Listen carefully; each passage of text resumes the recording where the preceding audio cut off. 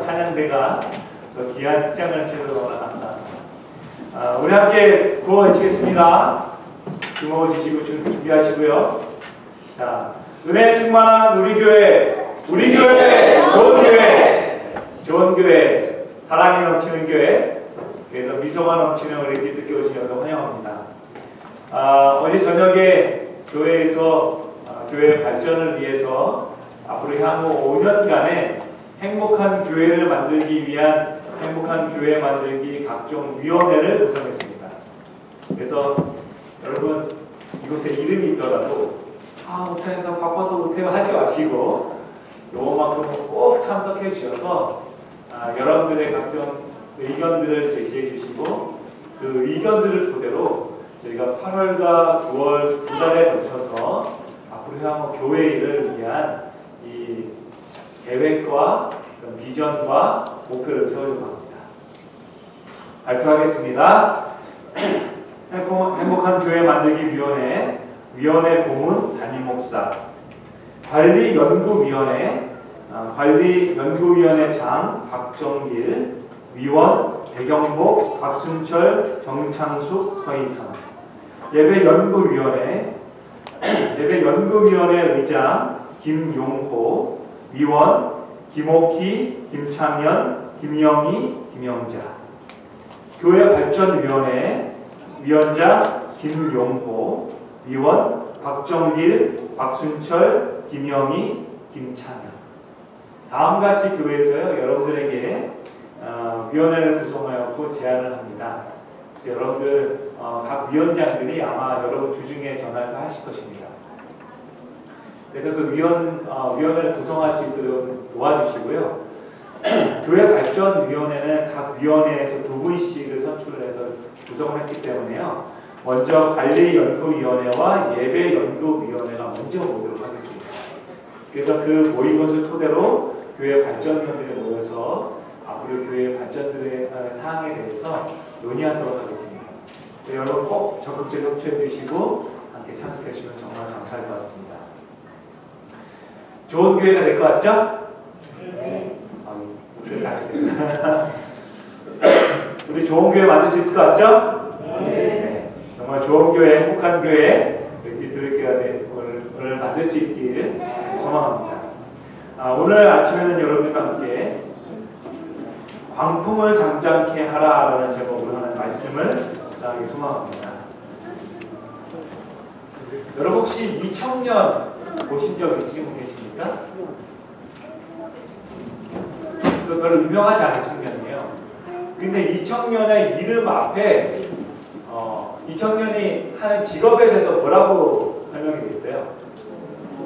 모험가라고 되어 있습니다. 여러분 잘생겼죠? 이 청년은 근데 원래 굉장히 모험을 즐거워하는 청년이 아니었어요. 원래 학교 다닐 때는 소극적이어가지고 손을 드는 것조차도 부끄러워서 고등학교 3년 동안 단 한 번도 손 들고 선생님 저기요라고 말한 적이 없는 청년이에요. 그리고 대학을 가려고 시험을 봤는데 시험에 떨어졌어요. 아무 대학도 이 청년을 받아주지 않은 것입니다. 그래서 머리를 깎고 절로 들어갔어요. 절에 들어가서 이 청년이 한 것은 무엇이냐면 수능 공부 다시 했어요. 그리고 나서 대학을 들어갔는데 경희대학교 경영학과에 들어갔어요. 대학에 들어가서 이 청년이 어떤 생각을 했냐면 내가 지금처럼 살다가는 실패한 인생을 살겠구나. 나는 왜 그동안 도전해보지 않았을까? 그래서 이 청년이 도전을 하기 시작했습니다. 어떤 도전을 했냐면 대학교 1학년 들어가자마자 뮤지컬 동아리를 들어가서요. 뮤지컬 동아리에서 1년 동안 그 뮤지컬을 하게 됩니다. 그 다음에 이 친구가요. 전국 무전일주를 했고요. 그 다음에 마라톤 풀코스를 도전해서 완주를 하게 돼요. 그리고 철인성종 경기에 참여해서요. 완주를 했고요. 그 다음에 군대를 가는데 해병대 들어가 봐야겠다. 해병대로 들어갔어요. 어머니가 막 울고 난리가 났습니다. 아들 잘 다니던 대학 그만두고 해병대 간다 그래가지고. 근데 못 말리고 아들이 해병대에 들어갔어요. 이 해병대를 나온 다음에 그 혈기로 히말라야 5,800m를 등정했고요. 그 다음에 울진서부터 독도까지를 수영을 해서 240km를 완주를 했습니다. 그리고 한강을요 완주를 했는데 한강을 가로질러 간 게 아니라 이쪽부터 저쪽까지를 이렇게 간 거예요. 수영을 해가지고. 그리고 브라질에서 222km의 마라톤을 했고요. 그 다음에 뉴욕 LA에서 6,000km의 그런 자전거 횡단을 했습니다. 그리고 8만 원만 들고 영국, 프랑스, 서유럽 국가 11개국을 여행을 했어요. 대단하지 않습니까? 근데 이 청년이 한 강연에서 나와서 이야기하기를 나는 돈이 많아서 이것을 하는 것이 아니고 우리 지금 찢어지게 가난해. 근데 제가 이것을 하게 된 이유는 뭐냐면 나의 삶의 변화를 위해서 도전한 것입니다. 도전을 하다 보니까요 어떨 때는 너무나 힘든 때가 있어요. 이 브라질에서 222km를 마라톤을 하는데요 한 10일 동안 달리다 보니까 이 다리가 다 이렇게 부르트고 피나고 상처가 되고 있습니다. 이때 이 친구가 어떤 생각을 하냐면 아우 이제 그만할까 포기하고 돌아갈까라는 생각을 했어요. 그때 이 친구의 머릿속에 이런 생각이 내가 지금 여기서 포기한다면 나는 도전을 안 하려고만 못하지 않을까. 그리고 마지막 완주를 합니다. 이 발로 100km를 달려서 완주를 합니다. 그리고 이렇게 대학을 졸업한 다음에 이 친구가 직장을 얻은 것이 아니라 몽골로 갑니다. 텐트 배낭 하나 치고 몽골로 가서 몽골 사하라 사막에서 한 달 동안 살아갑니다. 그거를 다큐멘터리 영화로 만들었어요. 이 친구가 꿈이 뭐냐면 나의 인생을 담은 영화를 만들고 싶다고 했는데 작년에 이 친구의 인생을 담은 영화를 상영을 하게 됐어요. 그리고 나서 이 친구가요 어떤 생각을 하게 되냐면 내가 이 땅에서 할 것들은 많이 해봤는데 한번 하늘에서는 어떤가. 그래서 조종사가 돼야겠다는 생각을 하게 됩니다. 조종사 되는 게 쉬워요? 어려워요? 어려워요. 근데 이 친구가 돈이 하나도 없는데 미국에 있는 100개가 넘는 대학에 자기 그 다큐멘터리 영상과 함께 추천서와 그 다음에 이력서를 써가지고 그 대학들마다 다 보냅니다. 근데 그 중에 한 곳에서 연락이 왔어요. 입학하라고. 그래서 그 대학에 면접을 하러 갔는데 그 대학 면접을 하면서 이 친구가 뭐라고 그랬냐면요. 저는 돈이 하나도 없습니다. 저 공짜로 학교 다니게 해주세요. 기숙사랑 학비 다 면제해주세요. 저는 학창기 들으면 어떤 생각이 들까요? 무슨 대학을 왔는데 돈이 하나도 없다고 공짜로 해달라고 그래가지고 근데 이 친구 한 말이 뭐냐면요. 제가 제 인생을 담은 영화만 터 있는데 2편을 제작하려고 합니다. 근데 2편을 여기 대학에 나오는 거를 제가 제작하려고 합니다. 그래서 이번에는 한국이 아니라 전 세계 상영하려고 합니다. 그렇게 되면 이 대학이 유명한 대학이에요. 그럼 저한테 이 학교를 공짜로 주십시오. 그래서 지금요 공짜로 파일럿 대학에 가서 공짜로 공부를 하고 있습니다. 이 친구가 자신의 인생을 담은 책을 한 권을 적었는데 그 책의 제목이 뭐냐면 나는 행동한다라는 책. 근데 이 나는 행동한다라는 책에 보면 이 친구가 맨 앞에 뭐라고 적었냐면 두려움을 껴안으면 설렘이 된다 라고 적어보죠. 이 친구도 두려울 때가 있었을까요? 말하기를요 사하라 사막 한복판에서 잠을 자는데 늑대 소리와 그런 들짐수 소리가 났다. 얼마나 그 밤새 두려워 떨어지고 있는 거예요. 그러니까 이 친구는 삶 속에서 두려운 순간이 있었지만 그때마다 주저앉고 멈춘 것이 아니라 그 두려움을 설렌다는 것이죠. 그리고 도전하기를 주저하지 않았다는 것이죠.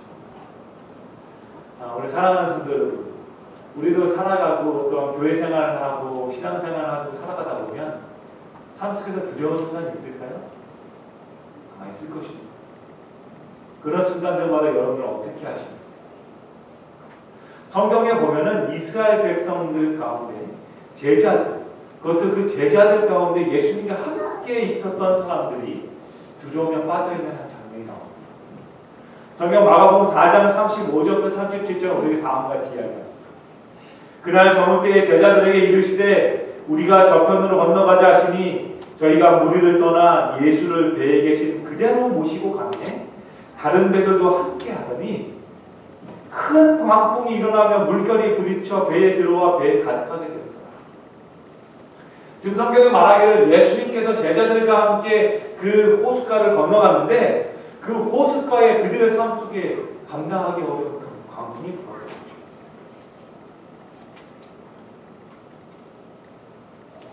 여러분, 우리의 삶 속에도 이런 광풍이 휘몰아칠 때가 있습니다. 내가 감당하기 어려운 큰 바람이 불어와서 나의 삶이 송두리째 변화되는 그런 시기가 존재한다.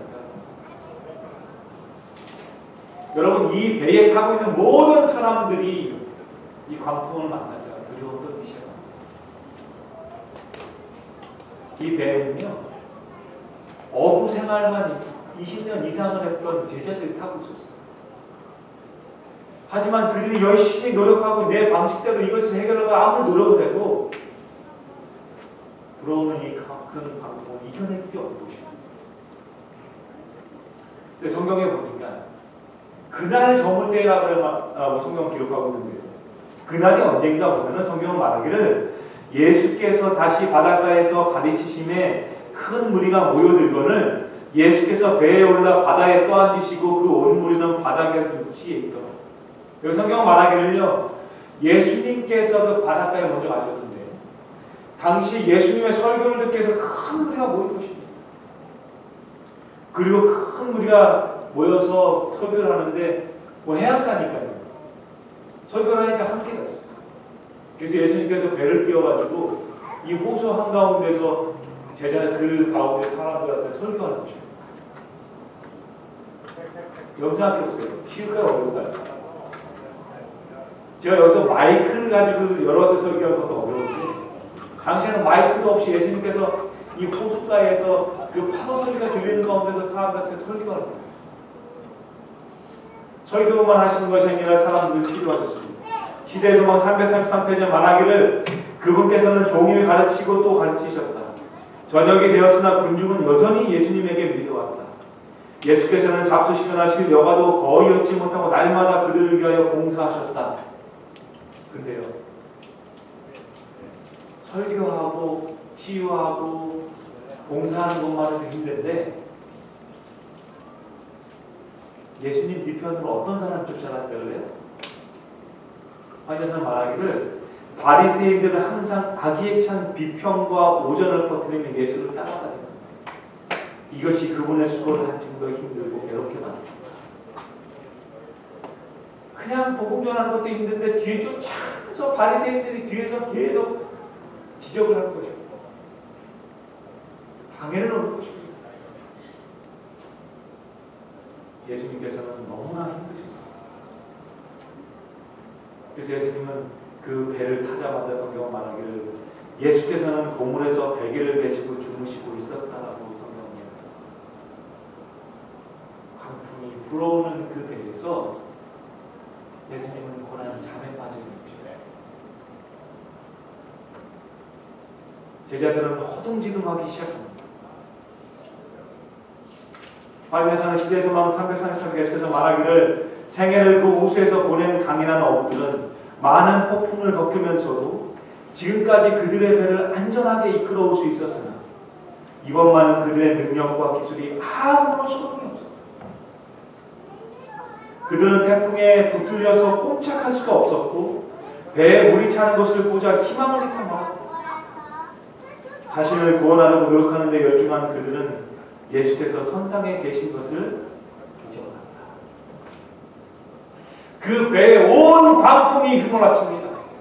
배에 타고 있는 사람들이 어떻게든지 내 방법대로 이것을 해결하려고 노력합니다. 그런데 안 돼요. 왜 안 돼요? 그들의 배에 예수님이 타고 계셨지만 그들이 예수님이 계신 것을 잊어버리고 있는 것입니다. 내 방법대로, 내 계획대로 어떻게든지 이 광풍을 이겨내려고 노력하는데 안 돼요.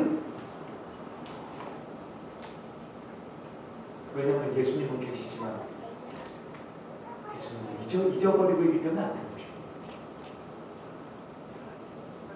그래서 우리도 우리의 삶 속에 광풍이 휘몰아칠 때에 그 광풍을 이겨내는 데 집중하다가 그만 우리 배 가운데 계시는 예수님을 잊어버릴 때가 존재한다는 것입니다.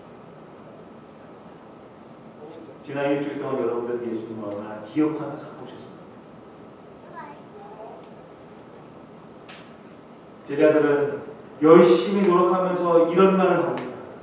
예수께서 그들을 버리셨는가? 그분께서 이제 당신들의 제자를 구하실 힘이 없으시단 말인가? 비탄 가운데 있는 그들을 왜 돌아보시지 않으십니까? 제가 어떤 생각해요? 예수님은 우리를 버렸나? 왜 예수님은 우리를 구원할 수 있는 힘이 없는가? 왜 예수님은 우리를 돌아보지 않을까? 근데 막상 예수님을 기억하지 않는 건 누굽니까? 제자들이에요.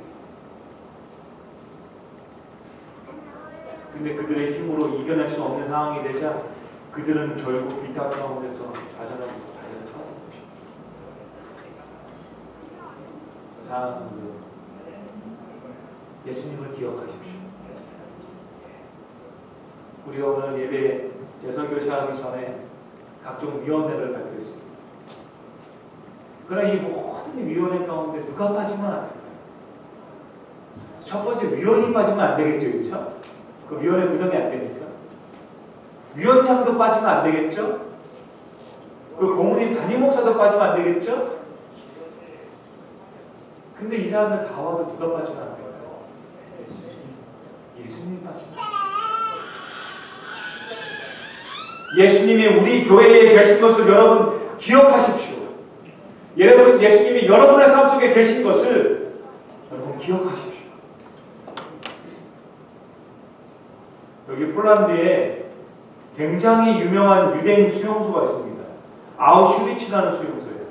이 아우슈비츠라는 수용소는요, 1940년부터 1945년 동안 5년 동안 운영된 수용소입니다. 근데 이 5년 동안에 무려 130만 명이 이곳에서 죽임을 당했어요. 그 여러분, 이곳에 근처를 지나가기만 하면 피냄새와 함께 고기 타는 냄새, 가스 냄새가 진동을 했다고 합니다. 이곳으로 가는 사람들마다 이제는 돌아갈 수 없다라는 절망 가운데 있게 됩니다. 그 중에 스타니슬라브스키라는 한 사람이 이곳에 가족들과 함께 수용소에 끌려가게 됩니다. 그는 그 수용소에서요, 그의 자녀들이 죽어가는 것을, 병으로 죽어가는 것을 눈으로 목격합니다. 자녀의 시체를 자기가 트럭에다 운반을 합니다. 자기의 부모님들이 가스실에서 죽는 것을 경험하고 그 부모님의 시체를 자기 손으로 운반을 합니다. 그리고 마지막으로 자기 아내가 그 감옥에서 독일 군사들에게 유린당하는 것을 보게 되고 그 자리에서 부인이 자결해서 죽는 것을 보게 돼요. 그의 삶 속에 희망이라는 게 있었을까요? 없었어요? 그가 어느 날 그의 주변의 유대인들에게 말합니다. 나는 이것이 너무나 끔찍하다. 이것을 탈출하고 싶습니다. 그런데 더 비참한 것은 뭐냐면 그 주변에 있는 유대인들 모두가 패배의식에 젖어있어요. 그에게 말합니다. 나는 지금까지 이곳을 나간 사람은 단 한 명도 보지 못했다. 설령 나갔다 하는들 바로 붙잡혀서 와서 가스실로 포기하라. 그는 포기하지 않습니다. 그리고 매일같이 얘기합니다. 나는 이곳을 나갈 거야. 나는 이곳을 나갈 거야. 근데보다 어느 날 나갈 수 있는 방법을 하나 찾습니다. 뭐냐면 냄새에서 찾았어요. 왜 냄새에서 찾냐? 자기가 그곳에서 있으면서 가장 지독한 냄새, 사람들이 제일 가기 싫어하는 것이 어디냐면 그 가스실에서 사람들이 죽으면요, 한 명씩 한 명씩 차곡차곡 이렇게 산더미처럼 쌓인다. 왜냐면 가스가 점점 밑에서부터 올라오기 때문에 살고 싶은 사람은 계속 죽은 사람을 밟고 올라가기 시작한다는 거죠. 그 산더미처럼 쌓여있는 그곳에서 그러면 이제 문을 열고 그 가스 냄새와 함께 죽어있는 사람들 시체 냄새를 맡으면서 그들을 트럭으로 운반하는 거예요.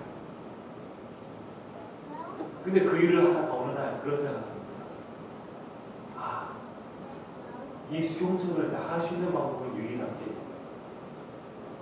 죽어서 시체가 되면 나갈 수 있고, 그래서 시체들을 운반하다가 독일 병사들이 안 보는 틈을 타서 옷을 벗습니다. 그리고 그 시체들 사이를 삐쳐나갑니다.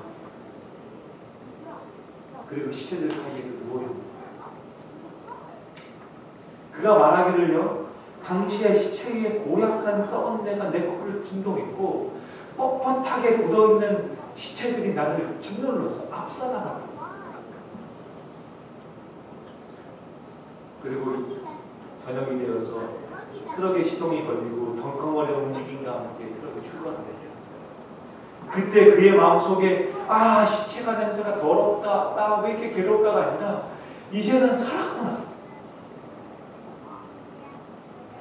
삶의 희망이 생겨난 것입니다. 그리고 그는 인기척이 없는 곳에서 트럭이 멈춰서자 시체들 사이를 삐지고 나와서 무려 40km를 알몸이 된 상태로 뛰어갑니다. 살기 위해서. 그의 삶 속에 두려움이 있었을까 없었을까? 옆에서 뛰어가다가 개가 짖기만 하면 혹시 병사가 쫓아오나 해가지고 두려워가지고 막 그렇게 40km를 미친 듯이 뛰어갑니다. 그리고 마침내 한 인가에 가서 또 다른 유대인을 만나고 그의 살 길이 없다. 그는 그의 자전에서 이렇게 말합니다. 내가 두려움을 극복하는 순간 나의 삶에 희망이라는 것이 찾아온다. 이거 우리에게 이런 시간이 존재한다는 거예요. 이 광풍이 불려와서 내가 압도당할 것 같은 나의 삶 속에 가정 문제, 자녀 문제, 직장의 문제로 인해서 내가 압사당할 것 같은 그런 고통의 시간이 있다는 것입니다. 저는 인간관계의 문제로 해서 내가 고난을 당하고 두려움의 시간이 있을 때 있다는 것입니다. 광풍이 밀려오는 시간이 있다는 것입니다. 성경은 광풍이 불어오지 않는 것이 그리스도의 삶이라고 말하지 않습니다. 성경은 광풍이 밀려온다. 그 가운데 계시는 주님을 광풍 가운데서 발견하는 것을 그리스도인이라고 말하고 싶습니다. 마가복음 4장 35절에서 37절 말하기를 제자들이 이제 드디어 예수님을 깨웁니다. 그리고 예수님께 말합니다. 선생님이여, 우리가 죽게 된 것을 돌아보지 아니하시나이까? 이 말은 원망처럼 들리지만 사실은 하나님께 간절한 부탁합니다. 주여, 우리 다 죽게 됐습니다. 이제는 주님밖에 없습니다. 주님 하십시오. 사랑하는 성도 여러분, 우리 들어있고요. 이제 주님이 하시라. 내 방법대로 하는 것이 아니라, 내 계획대로 하는 것이 아니라 주님이 우리의 삶의 주인 되시고, 주님이 우리 교회의 주인 되시고, 주님이 우리의 가정의 주인 되시고. 시편 50편 15절에 말하기를 환난 날에 나를 부르라. 내가 너를 건지리니 내가 나를 영화롭게 하리라. 우리 주님 약속하셨습니다. 환난 날에 나를 부르라. 내가 너를 건지리니 내가 나를 영화롭게 하리라. 하나님께서 나를 건지셨기 때문에 그 건진당한 것이 나의 능력과 나의 찬양이 아니라 하나님께서 하셨다는 찬양이 그동안 우리를 펼쳐나가는 것입니다. 저는 우리 교회가 찬양이 넘치는 교회가 되길 소망합니다.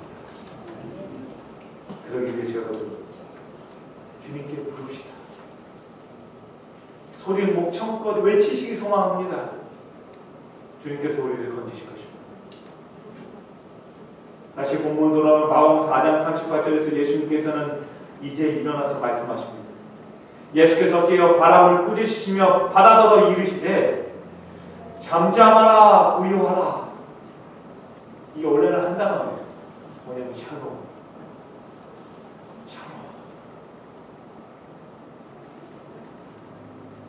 예수님의 그 평화의 기별이 울려 퍼지자 바람이 그치고 잠잠해져. 그리고 예수님께서 제자들에게 다음같이 말씀하시죠. 이에 제자들에게 이르시되 어찌하여 이렇게 무서워하느냐? 너희가 어찌 믿음이 없느냐? 여러분 근데 한번 보십시오. 왜 예수님께서 갑자기 믿음 얘기를 하세요? 이 광풍이 밀려오는데 두려움을 갖는 것은 당연한 것 아닙니까? 여러분 그럼 배에 타고 있으면 목사라고 두렵지 않을까요? 목사도 막 떨리는 배에 타면 두렵죠. 제가 선교사로 파송을 받아가지고요. 이 필리핀에서 이제 동티모르를 가게 되는데 동티모르에 가려면 다바오에서 배를 타고 내려가요. 근데 마닐라서부터 다바오 갈 때는 아주 큰 호화 여객선 같은 것을 타고 가거든요. 배가 흔들림도 없어요. 근데 거기서 이제 다바오에서 인도네시아의 마라도라는 곳에 갈 때는 돈 있는 사람들은 비행기 타고 가는데 선교사는 돈이 없으니까 배를 타고 가는데 이 배가 얼마나 돛담배처럼 조그만 배를 타고 한 4일을 가야 돼요. 근데 표를 긋고 딱 서 있으면은 그 갑판 위로요. 뭐 돼지며 소며 이런 닭 같은 것들이 막 실려 있고요. 그 갑판 밑으로 조그만 방이 한 칸 있어요. 제가 그 배를 타려고 탈 때 이제 가서 먹을 거를 이제 밥이 안 나오니까 그래서 컵라면 같은 거를 막 사가지고 이제 갔어요. 컴프레이크하고 컵라면이나 우유랑 이런 거 먹고 나와야겠다. 여러분 제가 그거를 단 하나도 입에 대지 못하고 왔어요. 배가 출발하면서부터 배가 차락차락차락 하는 그 물결 가운데 가는데 바람이 막 불기 시작하니까요. 그 갑판 밑에 내려가서 갑판에 동그란 그 창문이 있는데 누워있으면요. 바다 한번 보였다가 하늘 보였다가 바다 한번 보였다가 하늘 한번 보였다가 계속해서 추렁추렁추렁 말리고 계셔. 그때 제가 이러다 죽겠구나. 선교사 4명이 그 배를 타고 가는데 단 한 명도 3일 동안에 그 방에서 기어 나오지는 못하는 것입니까? 멀미 때문에. 그 4일째가 되니까 바다가 잠잠해졌어요. 그래서 아침에 이제 그 갑판 위에 기어서 올라오는 것입니다. 3일 동안 정말 물만 먹고 아무것도 못 먹으면 얼마나 배고파요. 그 새벽에 기어 나와가지고 갑판 위에 딱 앉았는데요. 그 컴컴했던 그 바다 위로 하늘이 빨갛게 바뀌면서 태양이 오는 것입니다. 그리고 태양이 딱 넘어오자 그 배 옆으로 섬들이 보이죠. 제가 그때 읽었던 성경들이 오늘 본문이 마가복음 4장입니다. 배를 잠잠케 하신 주님께서 제자들에게 무엇을 묻냐면 어찌해서 이렇게 무서워요? 당연히 무서운 상황이지만 어찌해서 무서워하는 것이죠? 그 너희의 믿음이 어딨냐는 것이죠. 왜 예수님은 갑자기 믿음 얘기를 하셨는가?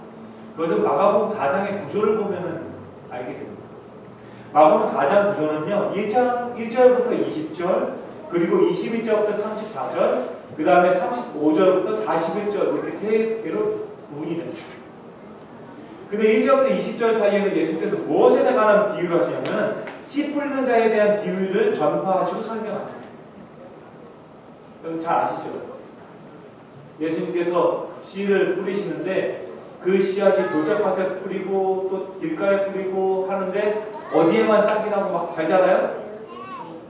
좋은 땅에. 그러니까 그 설교를 들은 이스라엘 백성들도 제자들도 무슨 뜻인지 이해를 못했어요. 아니 좋은 땅에 씨를 뿌려서 자라면 당연한 거 아닙니까? 그래서 예수님께서 21절부터 34절까지요 제자들에게만 집중적으로 내가 무슨 얘기를 한 건지를 설명하시는데 그게 뭐냐면 겨자씨 하나 얘기하십니다. 겨자씨 하나같이 작은 씨앗이 땅에 떨어지지만 그것이 좋은 땅에 심겨지고 믿음 가운데 있으면 어떻게 돼요? 아주 큰 나무가 삽니다. 그리고 나서 예수님께서 제자들에게 호수에 잠잠케 하신 이적을 보여주십니다. 이 모든 것들은 예수님께서 무엇에 관해서 말씀하신 것인가? 바로 믿음에 대해서 얘기하신 거예요. 사실 마가복음 4장 16절 17절에 보면은 씨 뿌린 자의 비유에서 예수님이 말씀하십니다. 또 이와 같이 돌밭에 뿌리었다는 것은 이들이니 곧 말씀을 들을 때에 즉시 기쁨으로 받으나 그 속에 뭐가 없어요? 뿌리가 없어요. 그래서 잠깐 견디다가 말씀을 인하여서 환난이나 핍박이 일어날 때에 넘어지는 것입니다. 예수님께서 말씀하신 이것입니다. 예수께서 믿음에 대해 설명하시고 모든 것을 보여주시고 이미 이 당시에 배에 탔던 베드로는요 무엇을 경험한 사람이에요? 예수님께서 무리를 걸어오시고 물에 빠져있는 자기를 건져주신 걸 경험한 사람이에요. 그런데도 불구하고 풍랑이 몰려올 때 누구를 잊어버려요? 예수님을 잊어버려요. 시대의 조목 336페이지에서 관해서 말합니다.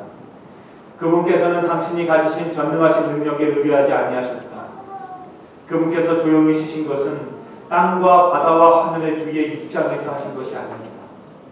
그 능력을 그분은 버리셨던 바 내가 아무것도 스스로 할 수 없노라고 말씀하셨다. 그분께서 하나 아버지의 능력에 의뢰하셨다. 예수께서 쉬신 것은 믿음 곧 하나님의 사랑과 돌보심을 믿는 믿음 안에서였습니다. 폭풍을 잔잔케 한 그 말씀의 능력은 하나님의 능력이었습니다. 예수님이 하나님의 자녀였기 때문에 예수님이 시인이셨기 때문에 이것이 가능했어요. 믿으신 것입니다. 그분의 팔에 나의 팔을 얹었고 그분의 능력에 나의 무가치한 능력을 얹었고 그분의 존귀하심에 나의 무가치한 존재를 얹은 거예요.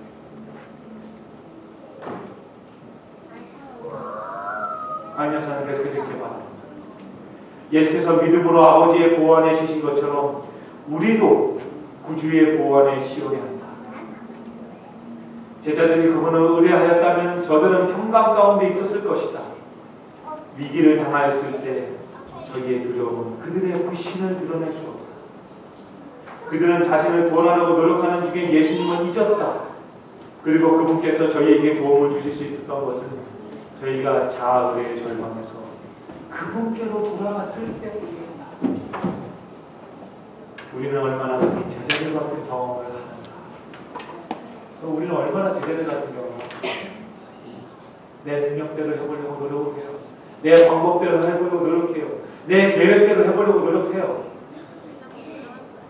그러나 진정한 평안, 우리가 주님께 우리의 모든 것을 맡겼을지 찾아오는 것입니다. 그 사랑하는 성도들, 주님께 우리의 모든 것을 내어 맡기는 우리 성도가 되길 소망합니다. 우리의 삶 속에 정말로 불안하고 두려운 가운데 있을지 그 광풍을 잠잠케 하신 주님의 능력을 의뢰하십시오. 이 광풍을 잠잠케 할 수 있는 분은 예수님밖에 없다는 것을 신뢰하십시오. 두려움 가운데서 용기를 내서 여러분 주님께 나아가십시오. 그 길만 우리가 이 광풍을 잠잠케 할 수 있는 유일한 방법이라는 것입니다. 여기 내가 상상하는 꿈이 현실이 된다라는 이 김세혜 씨가 쓴 그런 책이 있습니다.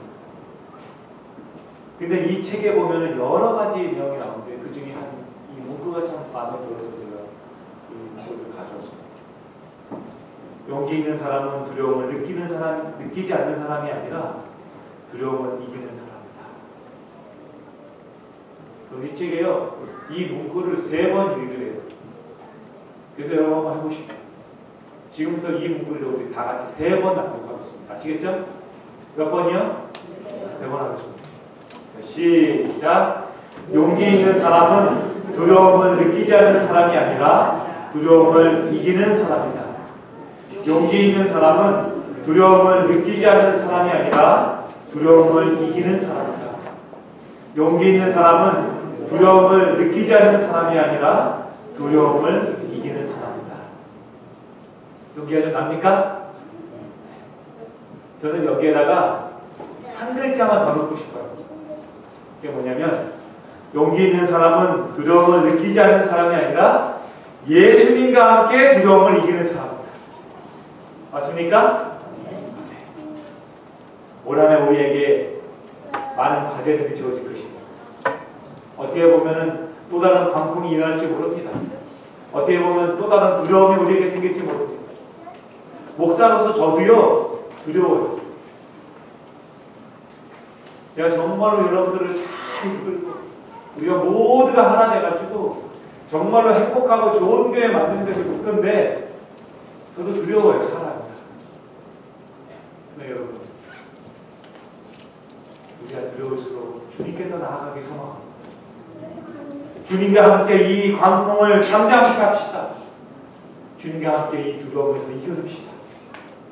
우리 주님께서 여러분의 삶 속에 진정한 평안, 샬롬의 복음을 전파하시고 축복하시기를 소망하며 오늘 말씀을 마치겠습니다. 감사합니다.